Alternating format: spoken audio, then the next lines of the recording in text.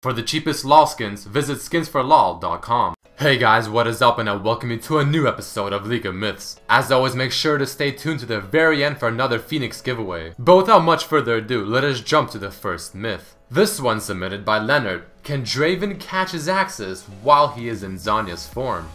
So this myth is of course pretty straightforward. We all know and love Draven for the fact that he's such a fun character due to the fact that every time you throw your Q at an opponent, it flies back and you have to catch it in order to throw it again. But can he catch it while he's in Zhonya's? So as I throw the Q onto Cho'Gath, I pop the Zhonya's, the axe goes right to my initial location, and while I'm in the Zhonya's form, he catches the axe. As you can see, it is still spinning in his arms. The next myth submitted by Fabian on Twitter. If Trundle uses his ultimate on a DC target within the base, does he get the base stats? Or does he get a percentage of the roughly 1000 armor and MR due to that player being DC'd?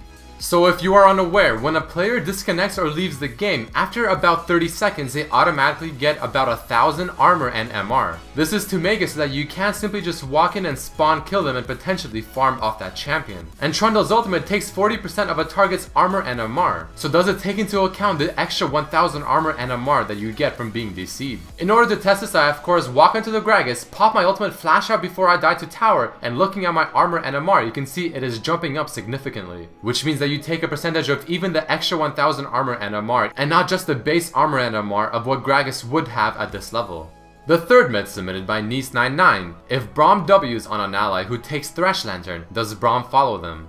So for this one, there are two test case scenarios. The first one is Braum using his W, the leap, after the ally has clicked on the lantern. And just as that happens, I use it and you can see that Braum jumps to wherever her location was midway through the flight as I use my W. But what if Braum uses his W just before the ally takes the lantern? Well, as that happens as well, this time Braum just simply goes to their initial location, but he never fully follows them. The fourth myth submitted by Ascend. Can Alistar ult out of Yasuo's ultimate while he has him in the air?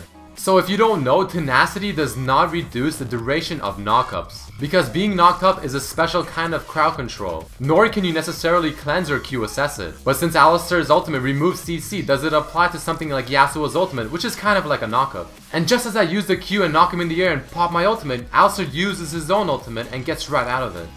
We tried it again another time, this time letting Alistar wait a bit before he pops his ultimate, just to make sure Yasuo actually has him in the air. But the exact same thing happens, so it does seem like Alistar can use his ultimate to get out of Yasuo's ultimate that keeps him in the air. And the final myth of this episode by Gustav. Is it possible to spell shield Twitch's E ability, since it is kind of unique? The reason I want to test this one specifically is because Twitch's E does activate based on the stacks of his passive, and his E does go through things like Yasuo Wall, as we tested it earlier, so it does act in somewhat of a unique way compared to most other skills. And normally you spell shield projectile type abilities, for example Twitch's W.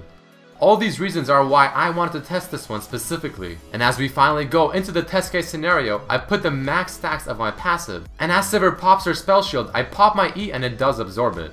Alright guys, that does mark the end of this episode of League of Myths. If you did enjoy, please don't forget to throw in a like, and you can also submit your own myth down below in the comments or on my Facebook fan page, RedMercyLOL. Or you can tweet at me at RedMercyLOL and also submit a myth. But on to the Phoenix giveaway. First, I want to congratulate David Araki for winning last week's episode. But this week, I will be giving away the Phoenix Nasita and Dimora, their famous mouse and mousepad. I've been using the mouse and mousepad for quite some time and it's just awesome. So in order for one of you lucky people to have a chance to win, all you have to do is simply like this video, follow myself and Phoenix on Twitter, and simply tweet at myself and Phoenix saying why you want to win, making sure to include the hashtag PhoenixRedMercy. And in a week's time, I will pick a winner and announce it in the next video. Good luck to everyone entering. I hope you enjoyed this video and I hope to see you next time. Peace.